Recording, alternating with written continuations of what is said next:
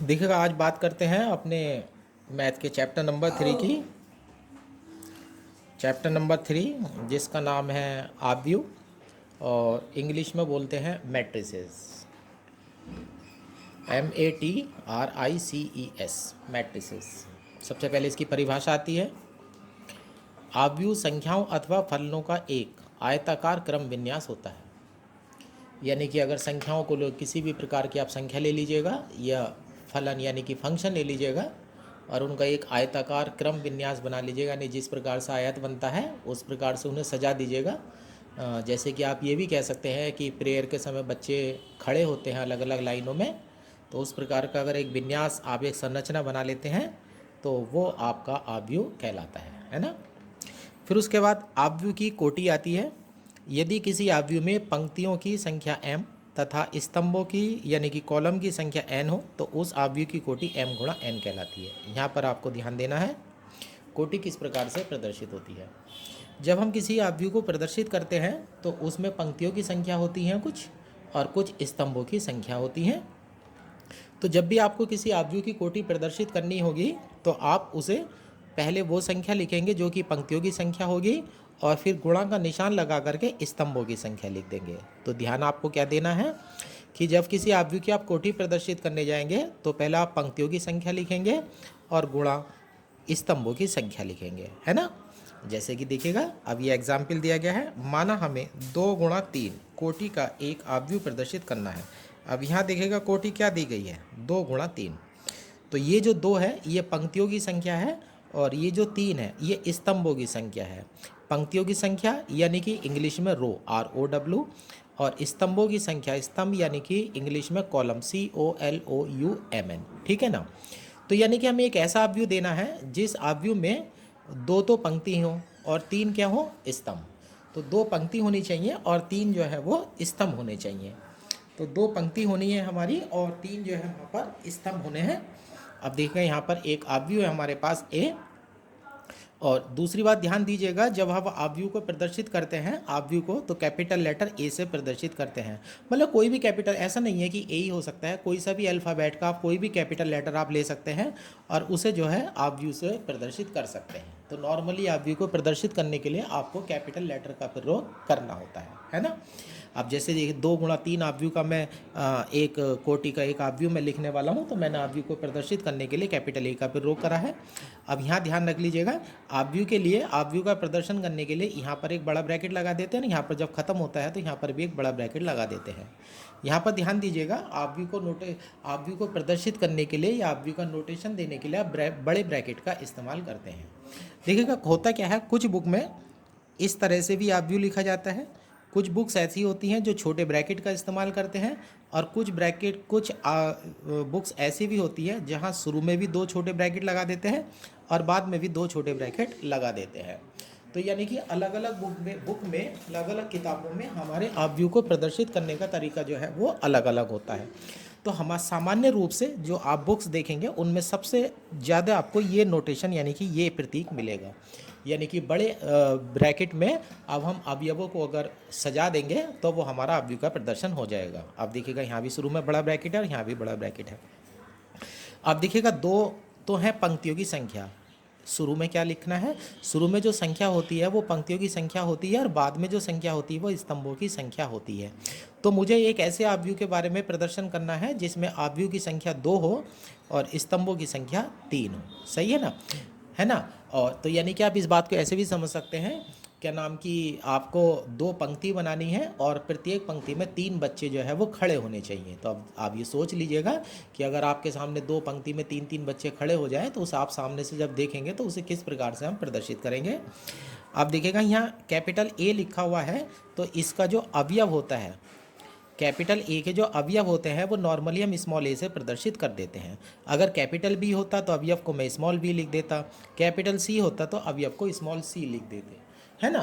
तो नॉर्मली तरीका क्या होता है कि जब आप आव्यूह लिखने जा रहे हैं तो आव्यूह में जो आव्यूह की नोटेशन होगी, आव्यूह को जो प्रदर्शित करेंगे वो आप कैपिटल लेटर से प्रदर्शित करेंगे, ठीक है ना। आव्यूह को आप कैपिटल लेटर से प्रदर्शित करेंगे, लेकिन जो उसके अवयव लिखेंगे उनके लिए आप स्मॉल लेटर जो है वो प्रयोग करेंगे। अब देखिएगा इस तरह से जब आप देखेंगे, क्षैतिज रूप में देखेंगे तो पंक्ति कहलाएगी। ये आपकी पहली पंक्ति है, ये आपकी दूसरी पंक्ति है। दोबारा सुन लीजिएगा, ये आपकी पहली पंक्ति है, ये आपकी दूसरी पंक्ति है, ठीक है ना। तो इस प्रकार से आपकी दो पंक्ति हो जाती है और ऊर्ध्वाधर रूप से आपके स्तंभ कहलाते हैं।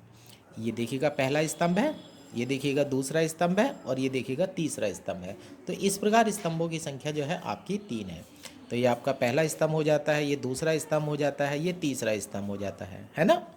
तो इस तरह से अब देखिएगा अवयव के नीचे जो अवयव जो अवयव है वो कैपिटल ए से प्रदर्शित है और जो अवयव है वो स्मॉल ए से प्रदर्शित है। अब यहाँ पर ध्यान दीजिएगा, स्मॉल ए के नीचे मैंने क्या लिखा है, यहाँ लिखा हुआ है 11। यहाँ पर देखिएगा पहला लेटर जो है वो पंक्ति की संख्या को बताता है और दूसरा वाला जो अंक होगा, सॉरी लेटर गलत बोल गया मैंने, पहला जो अंक होगा वो ये बताएगा पंक्ति कौन सी संख्या की है और बाद वाला जो अंक होगा वो आपको ये बताएगा कि स्तंभ जो है वो कौन सी संख्या का है। तो यानी कि यहाँ पर लिखा है मैंने 11, तो इसका मतलब है पहली पंक्ति पहला स्तंभ, यानी कि पहली रो का पहला एलिमेंट। अब ये पहली रो है ना, तो ये पहली रो का पहला एलिमेंट है तो 11 हो गया। ये पहली रो का दूसरा एलिमेंट है तो 12 हो गया। ये पहली रो का तीसरा एलिमेंट है तो 13 हो गया। और यहाँ पर देखिएगा ये दूसरी रो का पहला एलिमेंट है तो 21 हो गया। ये दूसरी रो का दूसरा एलिमेंट है तो 22 हो गया और ये दूसरी रो का तीसरा एलिमेंट हो तो यहाँ 23 हो गया, है ना। तो इस तरह से आप अपने अवयवों के नीचे जो है संख्या लिख करके प्रदर्शित कर सकते हैं। तो ध्यान क्या रखना है आपको, जो पहला अंक होता है वो पंक्ति की संख्या को प्रदर्शित करता है और दूसरा जो अंक होता है वो स्तंभ यानी कि कॉलम की संख्या को प्रदर्शित करता है ना। ये बिल्कुल उसी प्रकार से है जैसे बच्चे अगर मान लो बच्चे क्लास में बैठे हुए हैं तो मतलब ये समझ लीजिए जैसे हम क्लास में स्टूडेंट्स बैठे रहते हैं तो वो भी हमारे एक अवयव का रूप होता है। मान लीजिएगा कोई बच्चा शैतानी कर रहा है और सामने से टीचर कहता है कि भाई तीसरी पंक्ति में दूसरा बच्चा बाहर आ जाओ, ये बहुत ज़्यादा बोल रहा है, इसकी पिटाई होगी। तो उसने क्या बोला, तीसरी पंक्ति में दूसरा बच्चा बाहर हो जाओ। तो 1 2 3 करके तीसरी पंक्ति गिनी जाएगी, फिर दूसरे नंबर का बच्चा देखा जाएगा किसी स्थान पर, उसे उठा करके बाहर बुला लिया जाएगा। तो ये बिल्कुल एक सामान्य आपकी प्रक्रिया होती है ना। और बाहर इसकी देखिएगा कोटि लिख दी गई है, पहले पंक्ति 2 लिख दी गई है और यहाँ 3 लिख दी गई है। अब फिर देखिएगा माना हमें 3 गुणा 3 कोटि का एक अवयव प्रदर्शित करना है, तो माना 3 गुणा 3 कोटि का एक अवयव आप प्रदर्शित कर रहे हैं। तो यहाँ देखिएगा मान लो फिर मैं इसे ए से लिख देता हूँ। ये पहली पंक्ति है, ये दूसरी पंक्ति है, ये तीसरी पंक्ति है, ये पहला कॉलम है, ये दूसरा कॉलम है और ये तीसरा कॉलम है। आप देखिएगा यहाँ पहली रो पहला कॉलम 11, पहली रो दूसरा कॉलम 12, पहली रो तीसरा कॉलम 13, दूसरी रो पहला कॉलम 21, दूसरी रो दूसरा कॉलम 22, दूसरी रो तीसरा कॉलम 23, यहाँ तीसरी रो पहला कॉलम 31, तीसरी रो दूसरा कॉलम 32 और तीसरी रो तीसरा कॉलम 33, है ना। और बाहर इसकी कोटि लिख दी गई है 3 गुणा 3, यानी कि 3 इसमें पंक्तियों की संख्या है और 3 जो है इसमें स्तंभों की संख्या है। अब यहाँ पर नीचे संकेत भी लिख दिया है। अब संकेत देखिएगा, इसका शॉर्टकट होता है इसको रिप्रेजेंटेशन करने का कि आपको किस प्रकार से ये प्रदर्शित कर सकते हैं। m गुणा n कोटि के अवयव को हम निम्नानुसार प्रदर्शित कर सकते हैं। यहाँ अवयव हमने कैपिटल ए लिखा, नोटेशन दे दी हमने कैपिटल ए, और यहाँ पर हमने बड़ा ब्रैकेट लगा करके स्मॉल ए लिख दिया, क्योंकि कैपिटल ए लिख रहे हैं तो इसका जो अवयव होगा वो स्मॉल ए से प्रदर्शित होगा। और सफिक्स में नीचे लिख दिया हमने आई जे, क्या लिख दिया, आई जे। अब जैसे जैसे यहाँ देखिएगा यहाँ पर 1 और 2 है, आई की वैल्यू यहाँ पर 1 हो जाएगी और जे की वैल्यू 2 हो जाएगी। आई जे है ना, तो आई बताता है कि कौन सी रो में है और जे बताता है कि कौन से कॉलम में है, और बाहर इसकी कोटि लिख दी जाती है। तो इस प्रकार से अगर m क्रॉस n का आपका कोई अवयव है तो आप उसे शॉर्टकट में इस प्रकार से लिख दे जाते हैं। तो यानी कि जब प्रमेय लिखी जाती हैं या कोई नियम सिखाए जाते हैं तो उसमें अवयव को हम इसी प्रकार से प्रदर्शित कर सकते हैं। अभी जो इस वीडियो में जानकारी दी जा रही है वो स्टार्टिंग की जानकारी दी जा रही है, क्योंकि जब आगे सवाल चलेंगे तो देखिएगा आप भी जो है बहुत ही आसान चैप्टर होता है, सब बच्चों का इस पर अधिकार होता है कि आप वो उसे अच्छी तरह से कर सकते हैं और उसके क्वेश्चन को बहुत आसानी से समझ सकते हैं। लेकिन इंट्रोडक्शन में आपको ये पता होना चाहिए कि अवयव जो है वो होता क्या है और वो किस प्रकार की संरचना होती है, किस प्रकार की व्यवस्था होती है। अब हम बात करते हैं अवयव के प्रकार के बारे में। अब अवयव के प्रकार में सबसे पहले हमारा आ जाता है स्तंभ अवयव। स्तंभ अवयव यानी कि कॉलम मैट्रिक्स। तो अगर कोई अवयव आपके पास इस प्रकार से है, ध्यान दीजिएगा, कोई अवयव अगर आप इस प्रकार से लिखते हैं उसमें स्तंभ केवल एक है, कितना स्तंभ है, केवल एक, तो वो स्तंभ अवयव कहलाता है। तो इस अवयव में स्तंभों की संख्या केवल एक होती है। जैसे एग्जाम्पल दिया गया है, यहाँ देखिएगा ए को मैंने अवयव लिखा है, अपनी मर्जी से मैं कुछ भी अवयव ले लेता हूँ। यहाँ देखिएगा पहली पंक्ति, दूसरी पंक्ति, तीसरी पंक्ति, लेकिन स्तंभ सिर्फ एक है, तो यानी कि इसकी कोटि जो हो गई वो 3 गुणा 1 हो गई। तो जिस अवयव में स्तंभों की संख्या केवल एक होती है, स्तंभों की संख्या केवल एक होती है, उसे हम स्तंभ अवयव कहते हैं। उसके बाद आता है हमारा पंक्ति अवयव, है ना, पंक्ति अवयव। तो जिस प्रकार से स्तंभ अवयव में स्तंभों की संख्या एक होती है, उसी प्रकार से पंक्ति अवयव वह अवयव कहलाता है जिसमें पंक्तियों की संख्या केवल एक होती है। इस अवयव में पंक्तियों की संख्या केवल एक होती है। अब यहाँ देखिएगा, अगर ऐसे आप देखेंगे तो पंक्ति दिखाई देगी तो एक पंक्ति है, और जबकि स्तंभ देखने के लिए आपको ऊर्ध्वाधर रूप से देखना पड़ेगा, 1 2 3 4, तो यहाँ पर 4 स्तंभ हो जाते हैं। तो इसकी कोटि हो जाती है 1 गुणा 4, कि इसमें एक पंक्ति है और 4 जो है इसमें स्तंभों की संख्या है। उसके बाद आते हैं वर्गाव्यू पर। उसके बाद किस पर आते हैं? वर्गाव्यू पर। वर्गाव्यू पर आ रहे हैं हम। वर्गाव्यू में देखिएगा वर्ग कैसे बनता है, अब आप खुद ही सोच लीजिएगा। जब कोई आयत इस प्रकार से लिया जाता है कि उसकी लंबाई और चौड़ाई बराबर हो जाती है तो वो वर्ग बन जाता है। तो उसी प्रकार से हम वर्गाव्यू को प्रदर्शित करते हैं, क्योंकि जब हम अव्यू को प्रदर्शित कर रहे हैं तो हम कुछ तो पंक्तियों की संख्या ले रहे हैं और कुछ जो है हम स्तंभों की संख्या ले रहे हैं। तो स्थिति ये बन जाती है कि पंक्तियों की संख्या और स्तंभों की संख्या, पंक्तियों की संख्या और स्तंभों की संख्या अगर आपस में बराबर हो जाती है तो इसे हम वर्गाव्यू कह देते हैं। तो देखिएगा ये वर्गाव्यू है। यह एक ऐसा अव्यू है जिसमें पंक्तियों की संख्या तथा स्तंभों की संख्या बराबर होती है। यानी कि पंक्तियों की संख्या और स्तंभों की संख्या अगर आपस में बराबर है तो आप उसे वर्गाव्यू कहते हैं। यहाँ देखिएगा एक अव्यू ए लिया गया है, तो यहाँ पे मैंने सिर्फ एक ही अवयव डाला है 3। अगर इसमें पंक्ति गिनेंगे तो भी 1 होगी, स्तंभ गिनेंगे तो भी 1 होगा, तो इसकी कोटि 1 गुणा 1 हो जाती है। बी में देखिएगा 1 -1 2 3, 2 पंक्ति हैं और 2 ही स्तंभ हैं, तो इसकी कोटि 2 गुणा 2 हो गई है। सी में देखिएगा 1 2 3, 3 पंक्ति हैं और 3 ही स्तंभ हैं, तो इसमें 3 गुणा 3 हो जाती है। तो यानी कि जिन अवयव में पंक्ति की संख्या और स्तंभों की संख्या बराबर होती है वो हमारे वर्गाव्यू कहलाते हैं। और जब वर्गाव्यू को प्रदर्शित करना होता है या नोटेशन देनी होती है, उसकी कोटि देनी होती है, तो पंक्ति और स्तंभों की संख्या अलग अलग लिखने की कोई आवश्यकता नहीं होती है। आप एक ही संख्या से प्रदर्शित कर सकते हैं, क्योंकि जो पंक्तियों की संख्या है वही आपकी स्तंभ की संख्या है। अब देखिए ध्यान पर, यहाँ पर ध्यान लिखा हुआ है, ध्यान दें।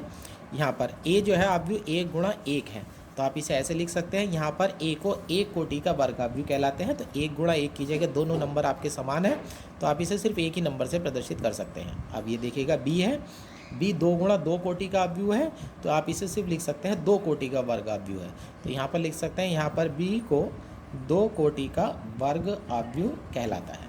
उसी प्रकार से सी को लिख सकते हैं, यहाँ पर सी को 3 कोटि का वर्ग अवयव कहलाता है।